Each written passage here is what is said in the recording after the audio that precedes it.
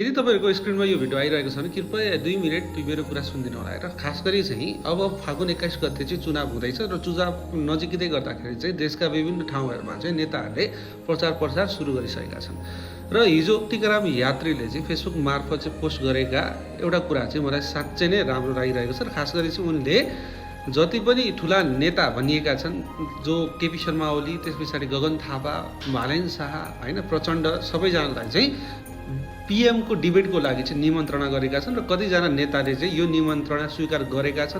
छैनन्। यसमा कुनै पनि प्रतिक्रिया आइरहेको छैन। तर एज अ भोटर होइन हाम्रो चाहिँ के राइट हो भने कि हामीले चुज गर्न लागेका जो क्यान्डिडेट्सहरू छन् चाहिँ तिनीहरूको जस्तै भिजनको हिसाबमा चाहिँ कतिको क्यापेबल छन् है। एकअर्काको कुरा काट्ने भन्दाखेरि पनि उनीहरूको अब आउने निर्वाचन पछाडि जित पछाडि होइन उनीहरू चाहिँ प्रधानमन्त्री बन्यो भने उनीहरूको भिजन कस्तो छ, कस्तो खालका परिकल्पना गरेका छन् यो बारेमा चाहिँ उनीहरूले बोल्न आवश्यक हुन्छ। तर